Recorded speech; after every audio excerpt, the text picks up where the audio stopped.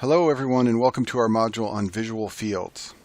The visual fields of the left and right eye are divided into 4 quadrants for each eye, and on physical exam the quadrants are tested individually.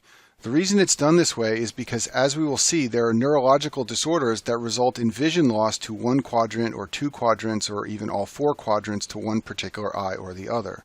In order to understand visual fields and visual field defects, we have to first talk about the visual system that our brain uses in order to process visual information. So in order to understand this, I want you to imagine that you're looking out on the world with your eyes, and I want you to imagine that this is the right side of the world and this is the left side of the world. And imagine that everything on the right side of the world is in red and everything on the left side of the world is in blue. Well, each of your eyes, the left eye and the right eye, is going to interpret this information separately. So the left eye will visualize the blue information from the left side of the world and the red information from the right, and the same thing will happen in the right eye. But what you need to understand is what the retina does when it picks up visual information is it inverts it so that red images from the right side of the world will end up on the left side of the visual fields in the left eyeball, and the same thing will happen on the right eye. And then blue information from the left side of the world in reality will end up on the right side of the left eye and the right side of the right eye. Now I've cleared away my ink so I can show you that initially those red and blue images from the left eye, from the left retina, are transmitted together through the optic nerve, and the same thing happens over on the right side via the right optic nerve. But now the second very confusing thing about our visual system occurs, and that's what happens here at point 2, which is called the optic chiasm. At point 2, medial nerve fibers, which have blue information on the left eye and red information on the right eye, cross to the opposite side of the body. This means that we will eventually get nerve fibers running together in this area here, area 3, which is called the optic tract, which contain all the visual information from the left side of the eyes. So we've got red information from the left eye traveling over here and red information from the right eye traveling over here. The same thing happens on the right side of the body. We get all the blue information traveling over here on the right side. And that's because of this crossing of half the nerve fibers, which occurs at point 2, the optic chiasm. At this point, all the nerve fibers go to the lateral geniculate nucleus, which is part of the thalamus, and then there are 2 optic radiations which transmit that information to the posterior lobes of the brain, either the left or the right. So putting this all together, the left side of our visual fields, in other words, the left side of reality, which is blue, all ends up on the right side of the brain.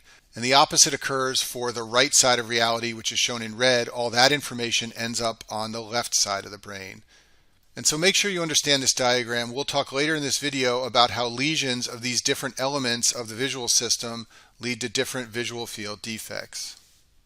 So that's a lot to remember, so let me highlight some key points about the visual system to keep in mind. The left side of the world is perceived by our right visual cortex and the right side of the world by our left cortex.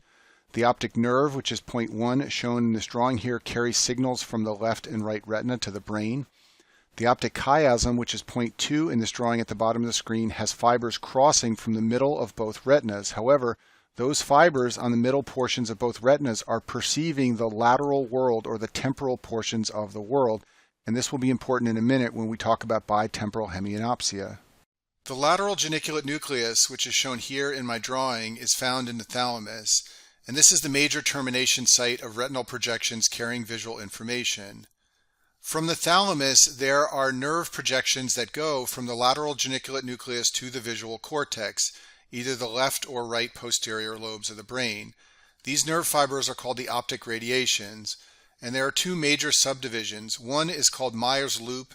This courses through the temporal lobe, that's shown in point 5 here, and the other is a group of optic radiation fibers that course through the parietal lobe. Now what I'm going to do is go through lesions of the different portions of the visual system and talk about the visual field defects that they produce. The first visual field defect we'll discuss is anopia. This is the easiest visual field defect to understand. It results in complete vision loss in one eyeball. As I've shown on the right side of the screen here, one eyeball will be completely black, the other one will be completely normal.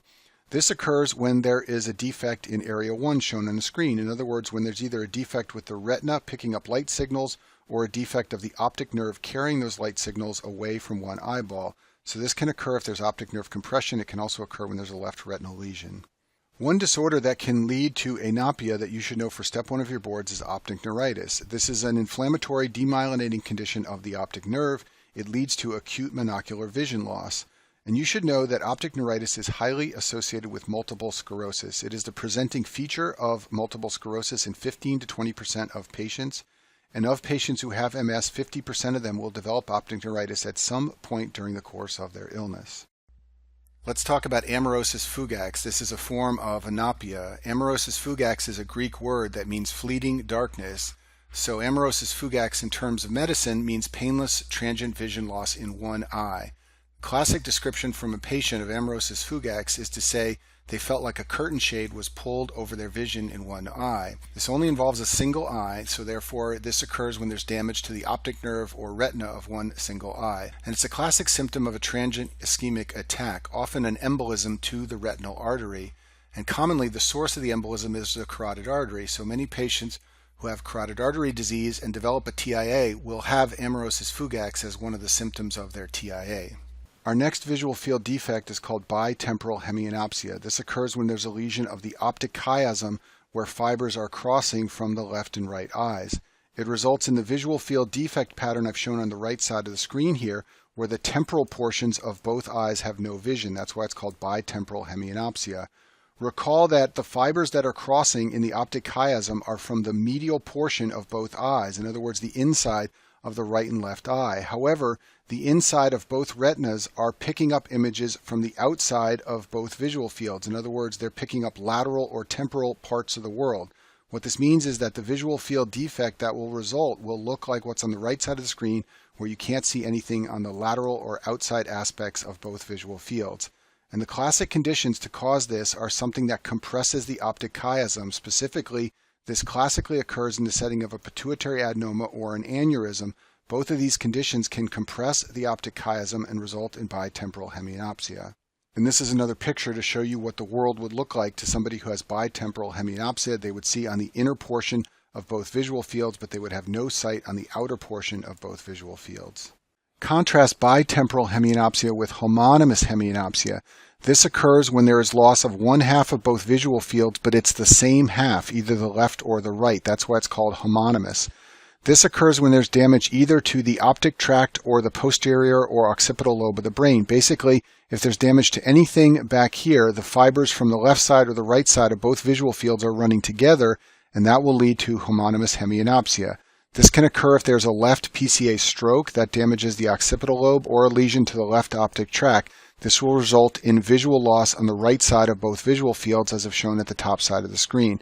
If either of those problems, a PCA stroke or optic tract lesion, occurs on the right side of the body, that will lead to left visual loss, as I've shown here at the bottom. And this is a picture of what homonymous hemianopsia looks like to a patient. They can perceive the right side of their world in both eyes, but the left side of the world in both eyes is lost in this example.